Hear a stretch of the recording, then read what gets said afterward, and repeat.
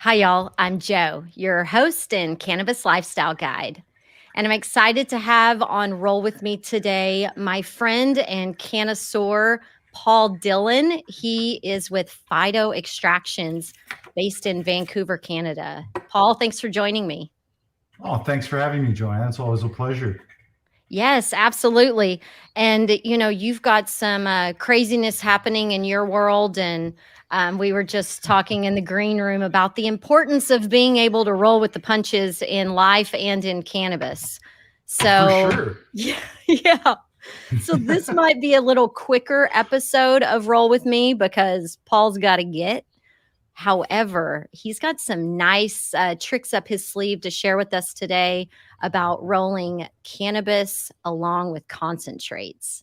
So, Paul, tell me what you've got cooking on your end today. What OCB papers are you rolling with? I, like to keep them super thin. Fan of the ultra thin papers. So I picked up a pack of the OCB Premium.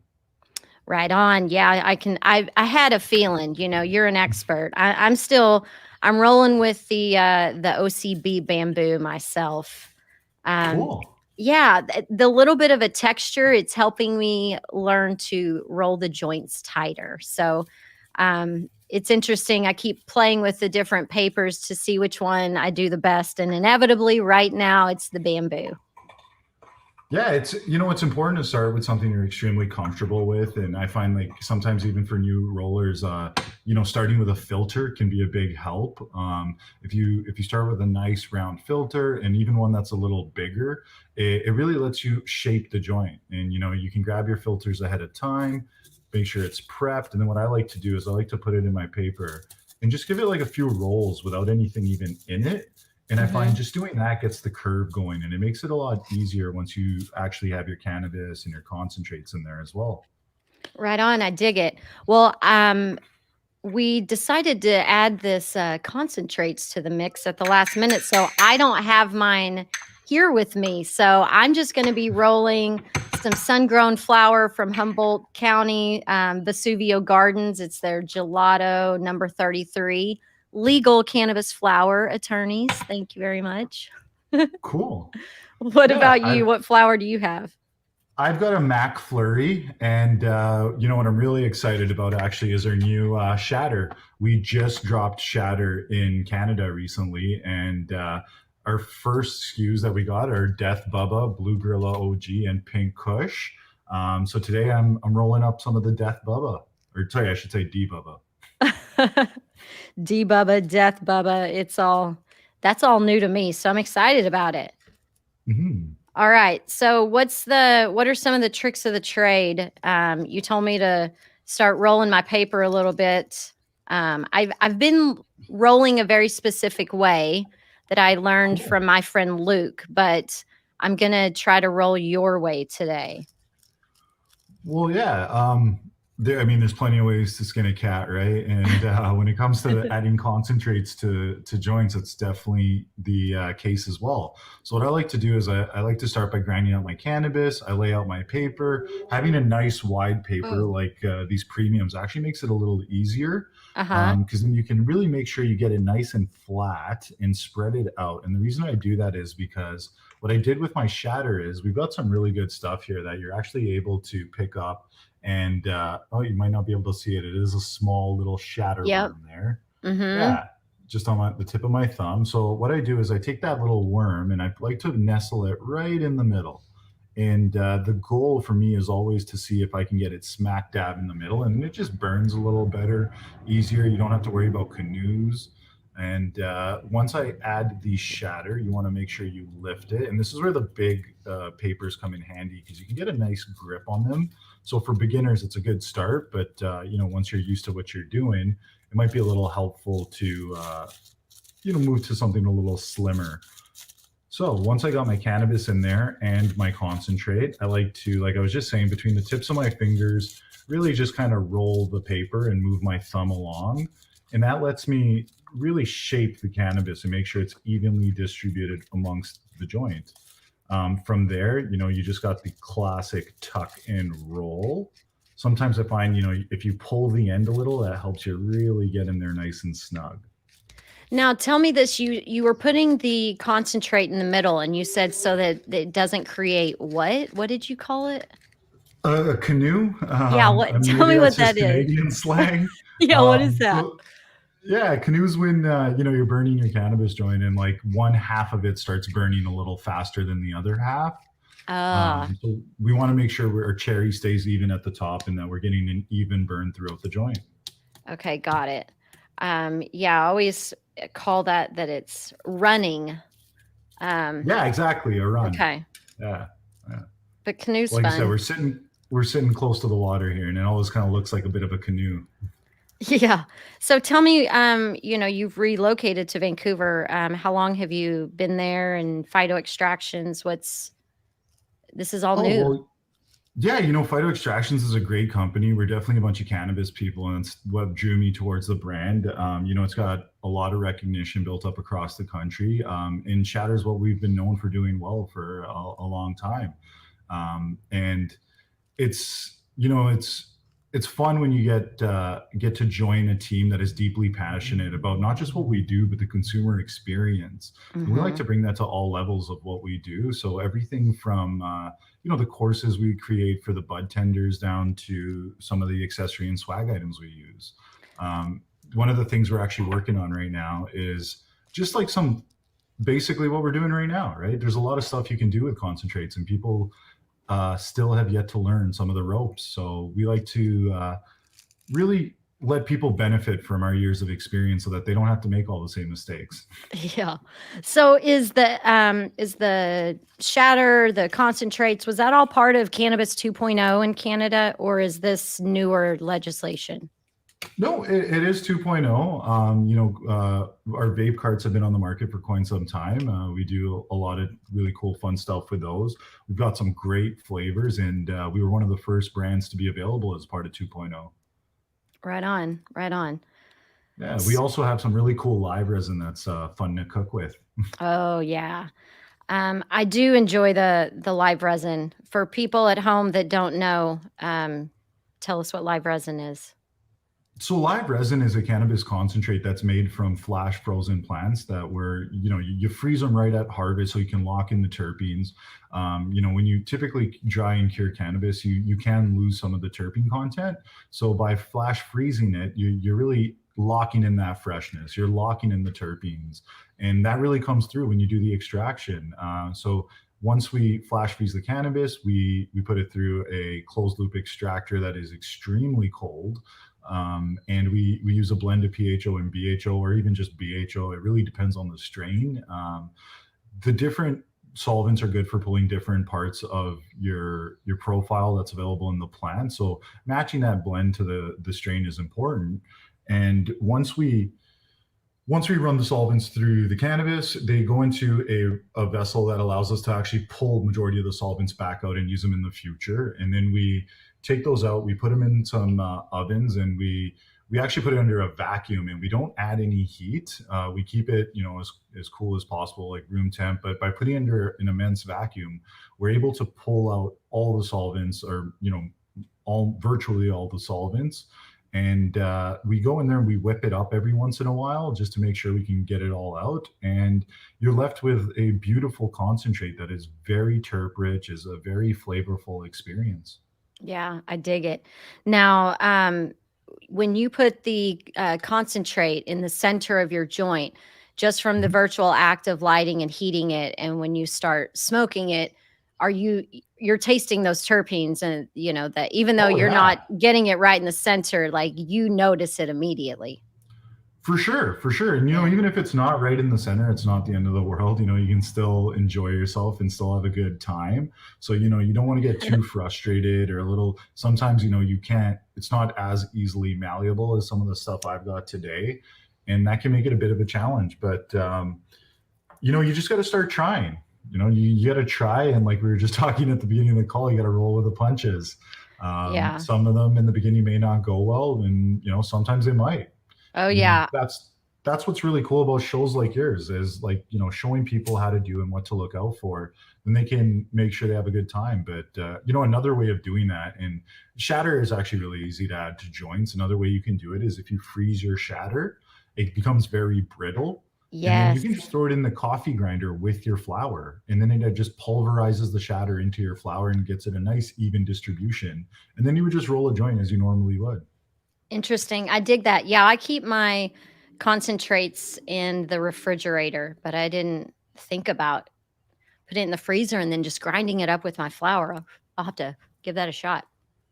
Yeah, it works really well. The one thing about So this how's the hemp wick, sometimes I forget to blow it out, and I don't want to catch this whole ball on fire.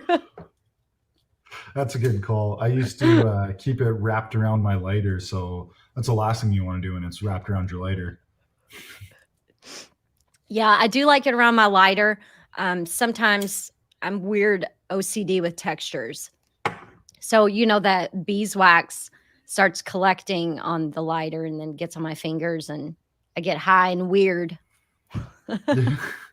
Don't we all? I mean, that's the beauty of cannabis. You get to keep it a little weird. Well, yeah. Mhm. I think we're all a little weird being in this industry. It's Yeah, tough but I these mean, days, man. it definitely is. But it's fun and it's immensely rewarding on so many different levels. Yeah. So, when you and I met, in fact, if you follow Casually Baked the podcast, Paul was on my 100th episode celebration. I was in Calgary. We did a pedal pub party, and then Paul gave me a tour through the cannabis dispensary scene. So I always knew you as, a cannabis expert, the way you talk about things. I know you don't like to call yourself that, but it's fun to have, friends all over the world that are in the cannabis space and can kind of, keep you attuned of of what's going The on. goings on. Yeah. So what are you most excited about in the Canadian scene right now? You know what? It's really the quality of the products these days. When we last spoke, there weren't a lot of products that really excite people, but these days the people are really stepping up their game. Like we're now fully operational and actually able to put out some high quality concentrates that I enjoy immensely, and so do a lot of our consumers. And a lot of the craft growers now have shelf space. So Hmm. there's I feel like the quality of the flower has stepped up as well. It definitely has. No, it most definitely has. It's kind of getting to that point where it might even start rivaling the home grow. All right. All right. We'll see. I mean, Yeah, in of course, I can't grow my own because of geographically where I live in a city and my space and all that stuff. But um, I'm soon moving the studio back to the wine and weed country, cool. and I'll be able to put my hands in the dirt. So that's exciting. I'm continuing to evolve my relationship with cannabis. And that's what it's all about. And that's really one of the reasons why I definitely don't like to consider myself an expert, because as you start really digging into the dirt, you realize there's just so much more to keep learning. There's so many levels to this. It's one thing to really understand how to consume the plant, which, as we know, there's many ways to do that, with all resulting in different experiences and effects. And on top of that, there's just so much more to the plant to learn, and extraction processes, and even down to the marketing and the sales of this industry. Like there's just always stuff to keep learning. And when you start getting into growing, even You can start pretty simple. You can start with like a, a pre-mixed soil that has your nutrients, and you just got to top it up with some water. Maybe keep an eye out if you're having some deficiencies and step in, or you can go super into it and start creating your own living organic soil. That has its own amendments that you use for various reasons, and maybe you're starting to factor in your local climate to your soil to make sure that you're giving the plant the right things it needs. But the opportunities for where to step in is just such a wide range. And I know when I first started, and to this day, I do use a lot of salts even. And, some of those mixes, some companies have 12 different bottles and you got to add a different amount of each bottle. And that can get a little daunting, but there's other great companies where you just need Slow 4 Dirt. or 2. Slow Dirt. I just met these folks and they're amazing. Slowdirt.com. They've spent years and years and years, and they literally have there's like 19 ingredients, but it's like somebody that's brand new. It's all you need. They haven't sprayed their plants, any of their vegetables in their garden or their cannabis plants in 7 years. They haven't had to use anything but this Slow Dirt. So anyway, that's awesome for newbies, because that's the thing for me. When you start saying all that stuff, I'm like, oh my gosh, I'm out. That's way too much effort. But if you tell me, buy this bag of dirt, plant your shit in it, I'm in. Yeah. And, that's just one aspect of it is the nutrients. And then the rest is genetics. And that can be incredibly fun. You get yourself a nice little seed pack and you don't know what you're going to find in there. Some of them could be amazing. Some of them could, might not be around next year. All right, Paul, we can't go too far down that road without me bringing you back to, when I first met you, it was a 420 party and you rolled a bunch of like technically challenging joints. So where did you learn that skill set of like, besides just rolling a regular joint, like there were like 6 and 8 barreled joints that I was smoking out of? Yeah, it kind of starts with just, I would roll joints, rip them up and roll more of them. I just really wanted to perfect the craft in the early days, and I just really wanted to master it because outside of just consuming, there's something beautiful to the process of rolling a joint, the ritual of, finding what works best for your needs. Like some people might need a grinder that has storage, or I, for myself, personally preferred scissors for many years. And then you find that right grinder that just gives you what you're looking for, or you stick to scissors. But once you figure out the tools that you prefer to get the end consistency you like, then you can really start having fun with the shapes and the different cut types of joints. And it's easy to maybe start with something that's relatively simple, like rolling a tulip. There's plenty of resources on YouTube that show you how to do it. It's a very nice, simple joint to roll, and it can look really cool when you want to. As if you had a little bit of a break there. Oh yeah, I lost you for a second. I apologize. And then you can get into some of the fun stuff like cross joints, right? And then from there, it's the ceiling just doesn't stop. All right, Arnav, see if there's any comments or questions. So if I'm going to look up, if I'm going to Google how to make some of these, you said a cross joint, and then what was the a two up? Is that what you said? A tulip. Yeah. You should check out a tulip. They're really cool. Yeah, like the flower. Yes. Luke made one for us. Yes. Oh, nice. That was a lot of fucking weed, man. It can be. It's a lot of flower. That's a commitment. That's a commitment, or somebody who grows, who has plenty to share. And I love hanging out with you. So slide into my DMs. Well, I know you had Jameson Wellborn on the phone the other day, but the genetics those guys are going to be growing in the future and what they're bringing to the legal market, that's the stuff you want to be putting in your tulip. That's right. Yeah. He is my favorite genetics nerd. Mm-hmm. He's so fun to talk about pot with. I love it. Yeah. Yeah. Well, Paul, I know that you're sidetracked because you have an emergency on the other side of this. So I promised we'd keep it short and sweet. So I appreciate you going ahead and rolling with me when you've got a shit storm you're dealing with. Um, Good luck to you, my friend. And Thank as you. I get a little bit more sophisticated with my rolling, maybe I'll have you back on and we'll work on some more complex rolls together. Yeah, well, you know what I'd really like to do next time is maybe spend some more time talking about how we can add concentrates to your joints. I Yeah. think that's always a easy way to have a little more fun, right? All right. You got it. Well, everyone, thanks for joining us for another episode of Roll With Me. If you haven't gotten your school supplies together, there's still time.